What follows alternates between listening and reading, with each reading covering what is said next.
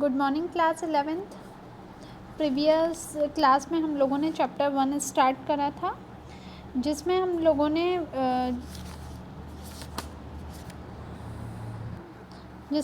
ने meaning of accounting and उसकी definitions पढ़ी थी। उसके बाद हमने बुक कीपिंग और उसकी डेफिनेशंस पढ़ी थी। फिर हमने बुक कीपिंग एंड अकाउंटिंग के डिफरेंस बिटवीन पढ़ा था। फिर हमने अकाउंटिंग प्रोसेस पढ़ी थी। आज हम स्टार्ट करेंगे टर्मिनोलॉजी मतलब कि जो अभी हमने अकाउंट्स का प्रैक्टिकल चैप्टर एक भी स्टार्ट नहीं करा है। ओके, क्यों नहीं करा है? सबसे पहले हमें पता होना चाहिए कि कुछ ऐसे वर्ड्स होते हैं जो प्रैक्टिकल में यूज़ होते हैं, तो उससे पहले हमें वो वर्ड्स क्लियर करने पड़ेंगे कि वो वर्ड्स होते क्या हैं। फर्स्ट वर्ड होता है बिजनेस। ठीक है, बिजनेस का मतलब होता है कि any legal activity done in order to earn income और प्रॉफिट। बिजनेस क्यों करा जाता है? कोई भी एक्टिविटी बिजनेस की जिसके लिए हमें अर्न करना है इनकम और प्रॉफिट। बिजनेस हम इसलिए करते हैं क्योंकि हमको प्रॉफिट कमाना है या पैसा कमाना है, इसलिए हम बिज़नेस करते हैं। बिज़नेस एक ब्रॉड टर्म होती है, वो जो क्या करती है, जैसे हम कोई भी प्रोड्यूस करते हैं गुड्स, प्रोडक्शन करना गुड्स का या सर्विसेज का।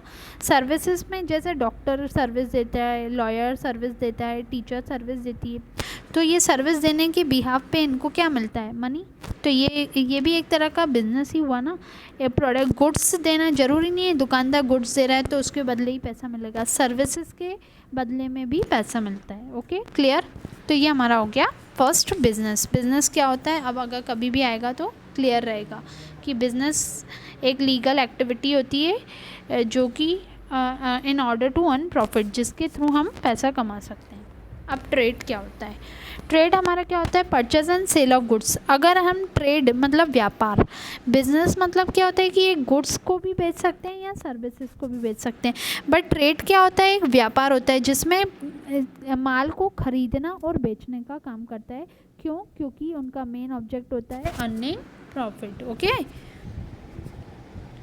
ओके। अब नेक्स्ट है प्रोफेशन। प्रोफेशन क्या होता है? प्रोफेशन में जैसे इनने यहाँ पे लिखा हुआ है डॉक्टर, लॉयर, इंजीनियर, ये इनका प्रोफेशन होता है। डॉक्टर का क्या है? पेशेंट को हैंडल करना। लॉयर क्या करता है? वकील है तो वो केसेस संभालता है। इंजीनियर रोड्स वगैरह या ये सब देखता है या मैपिंग करता है। तो ये क्या है? इन सब का प्रोफेशन होता है। तो ये अपना सर्विसेज दे के उसके बिहाफ पे पैसे लेते हैं, तो ये हो जाएगा हमारा प्रोफेशन। ओके, फोर्थ होता है बिजनेस ट्रांजैक्शन। बिजनेस ट्रांजैक्शन के अंदर 3 टाइप के ट्रांजैक्शन होते हैं। एक कैश ट्रांजैक्शन होता है, एक क्रेडिट ट्रांजैक्शन होता है, एक बिल ट्रांजैक्शन होता है। ओके, तो बिजनेस ट्रांजैक्शन क्या होता है?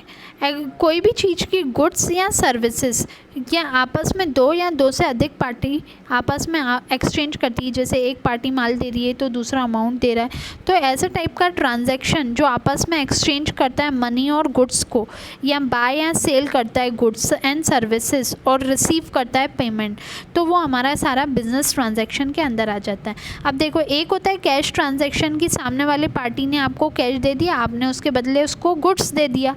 या गुड्स मतलब होता है वो स्टॉक या चीज़ या थिंग्स जो वो ख़रीदने आता है ना, तो वो गुड्स हो गया। गुड्स को स्टॉक भी बोलते हैं और गुड्स भी बोलते हैं, और अकाउंट्स में इसको परचेस के नाम से भी बोलते हैं।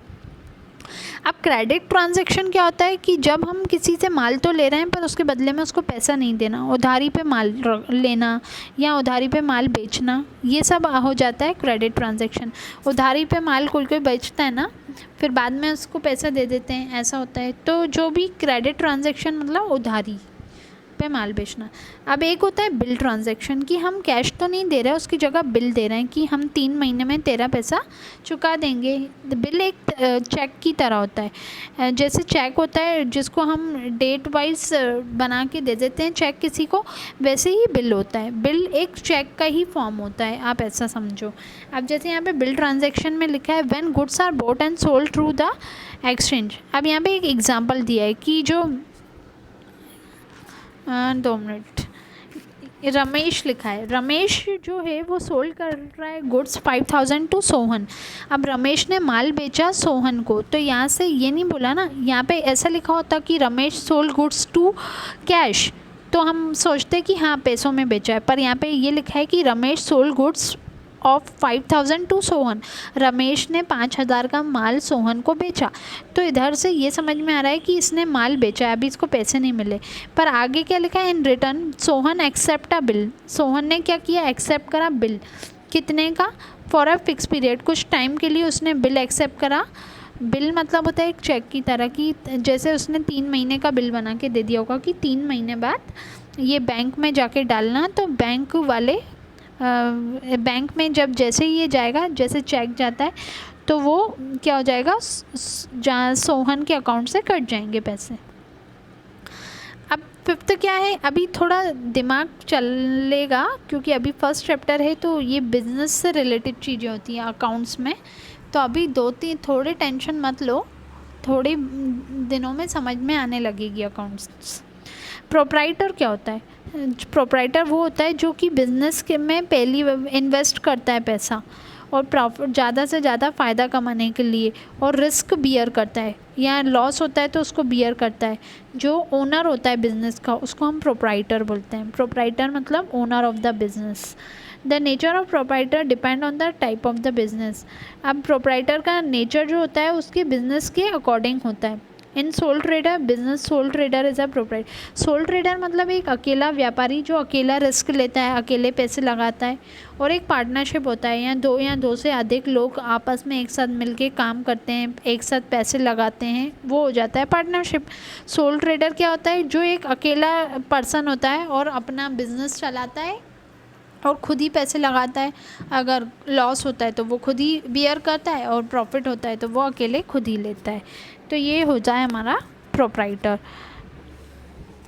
नेक्स्ट होता है कैपिटल। कैपिटल मतलब होता है पूंजी। बिजनेस में जो पहली बार पैसे लगाया जाता है ना, वो सब कैपिटल में जाता। जैसे आपने कोई भी बिज़नेस स्टार्ट करा तो आपने जो भी फर्नीचर लगाया है उसमें, या आपने जो भी मतलब आप जो भी जैसे बाय चांस कोचिंग खोल रहे हो तो उसमें आप फर्स्ट टाइम बोर्ड लाओगे, टेबल चेयर्स लाओगे और नोटिस बोर्ड लाओगे, जो नेसेसरी स्टेशनरी है वो लाओगे।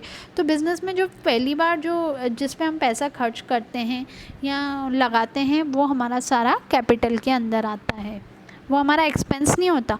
एक्सपेंस क्यों नहीं होता, इन्हीं के ज़रिए तो हम पैसा कमाएंगे। अगर टेबल चेयर नहीं होगी तो बच्चे कहाँ बैठेंगे। तो जिस ज़रिए से पैसा कमाते हैं और जो बिज़नेस में फ़र्स्ट टाइम लगाया जाता है वो हमारा सारा कैपिटल के अंदर आता है। नाउ ड्राइंग क्या होता है। ड्राइंग क्या होता है कि जैसे हम बिज़नेस चला रहे हैं और बिज़नेस के जैसे हमारी कोई भी किराने की शॉप है तो हम माल बेचते हैं।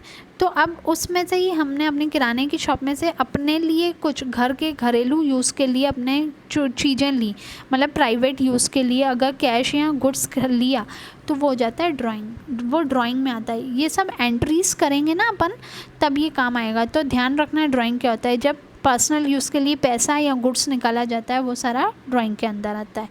अब मैंने तुम्हें बताया था गुड्स क्या होता है, माल, चीज़ जो कि हम बॉट करते हैं, सोल्ड करते हैं बिज़नेस में गुड्स में रॉ मटेरियल आ जाता है, फिनिश गुड्स आ जाता है, ये सब आ जाता है। परचेस मतलब सबको पता है, परचेस मतलब होता है माल खरीदना। सेल मतलब होता है माल बेचना। तो अगर बिज़नेस में कोई भी माल खरीदेंगे तो वो परचेस के नाम से लिखा जाएगा, और अगर बिज़नेस में कोई भी माल बेचेंगे तो वो सेल्स से लिखा जाएगा। अब हमें बाय चांस हमने कोई माल परचेस करा है, हमें पसंद नहीं आ रहा है तो हम परचेस रिटर्न कर देंगे, मतलब एंट्री कर देंगे परचेस रिटर्न की। और अगर हमने कोई चीज़ सेल करी है और वहाँ से वापस आ रही है तो वो हम किस में एंट्री करेंगे, सेल्स रिटर्न में। अब देखो स्टॉक और गुड्स में क्या अंतर होता है। स्टॉक क्या होता है, जो बच जाता है माल, लेफ्ट बच जाता है। जैसे these are those good which are left unsold in the business on a particular date. जैसे हमने पर्टिकुलर डेट पे अपडेट कर रहे हैं कोई चीज़ या क्लोज कर रहे हैं अकाउंट को, तो हम उस समय पे जो भी माल लेफ्ट होगा, बच जाएगा, वो हमारा स्टॉक होगा। अब स्टॉक के अंदर दो चीज़ें आ जाती हैं, एक हमारा होता है ओपनिंग स्टॉक, एक हमारा होता है क्लोजिंग स्टॉक। ओपनिंग स्टॉक वो होता है जब हम तारीख पे, जिस भी तारीख पे स्टार्ट कर रहे हैं और अपने पास कितना माल है, तो जितना टोटल माल होगा वो ओपनिंग होगा। और फिर ईयर के एंड में, अगर लास्ट एंड में अगर जो भी माल बचता है वो एंडिंग टाइम पे वो होता है क्लोजिंग स्टॉक।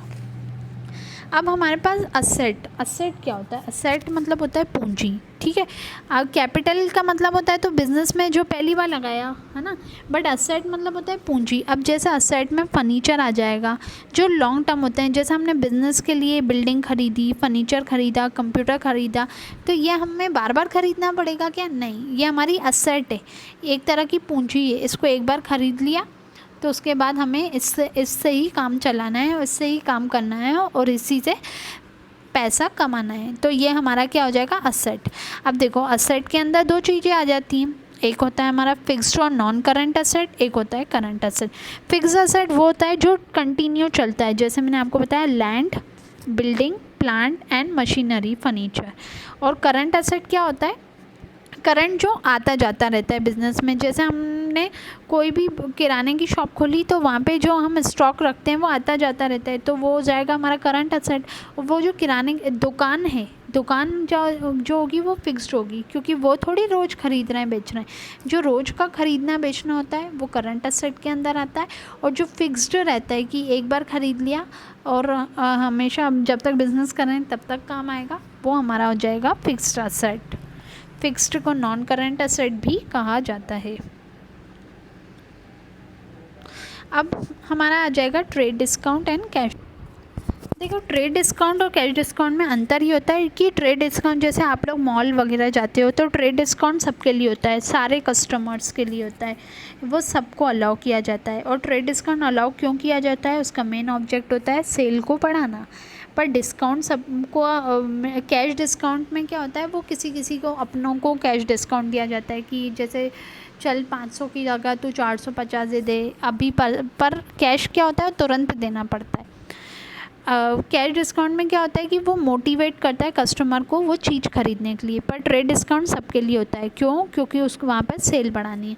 अब टाइम क्या होता है इसमें, क्या होता है this is allowed at the time of sale और purchase according to the business. यहाँ पर जब भी माल खरीदा या बेचा जाता है उस समय पर जो डिस्काउंट मिलता है वो होता है ट्रेड डिस्काउंट। कैश डिस्काउंट क्या होता है? पेमेंट जब दी जाती है, तो अगर बाय चांस वो उस टाइम पे पेमेंट दे रहा है और कैश डिस्काउंट मांग रहा है या हम देना चाहते हैं तो उस पेमेंट के टाइम पे कैश देते हैं।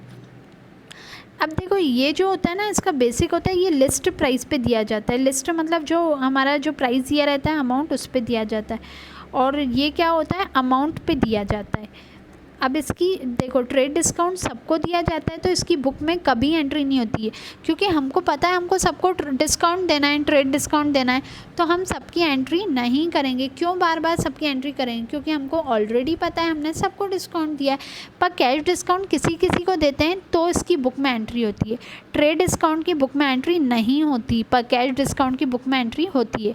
रीज़न मैंने बता दिया है, क्योंकि ट्रेड डिस्काउंट सबको देते हैं तो हमको ऑलरेडी पता है हमने सबको दिया है तो हम उसकी एंट्री क्यों करें। बट कैश डिस्काउंट किसी किसी को देते हैं तो उसकी एंट्री की जाती है। अब क्या होता है receiver, it is allowed to all the customer whether. अब क्या होता है ट्रेड डिस्काउंट चाहे वो कैश में ख़रीद रहा हो या क्रेडिट में ख़रीद रहा हो उसको डिस्काउंट दिया जाता है, बट जो कैश डिस्काउंट होता है वो हमेशा कैश पे ही दिया जाता है। अब क्या होता है along with trade discount cash discount में ऑल्सो भी अलाउड। क्या होता है ट्रेड डिस्काउंट के साथ कैश डिस्काउंट दे सकते हैं। जैसे कोई सामने वाला बंदा है उसको ट्रेड डिस्काउंट दे दिया, ट्रेड डिस्काउंट तो सबके लिए अलाउड होता है।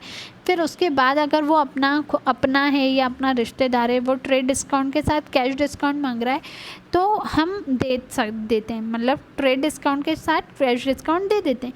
बट यहाँ पे ज़रूरी नहीं है कि आप कैश डिस्काउंट दे रहे हो तो ट्रेड डिस्काउंट भी दो।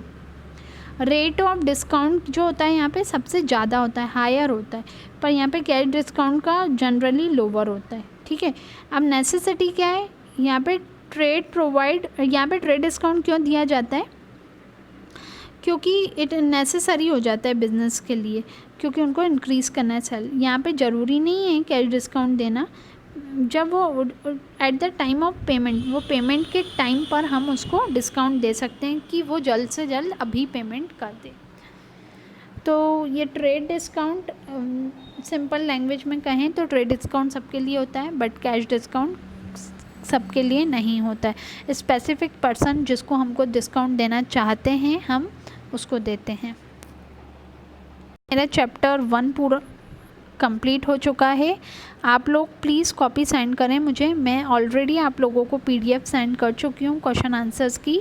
जल्दी कॉपी कंप्लीट करें और मुझे सेंड करें, ओके? नहीं तो मुझे कॉल करना पड़ेगा आप लोगों को, इसलिए आप अपनी कॉपी कंप्लीट करके सेंड करें। और आप लोग टेस्ट दें, आज आपका टेस्ट है, मैं आज आपको क्वेश्चन सेंड करूँगी, वो आप लोगों को टेस्ट देना है चैप्टर 1 का। आई होप आप सबने याद कर लिया होगा, आप लोग आज टेस्ट देंगे। Thank you class.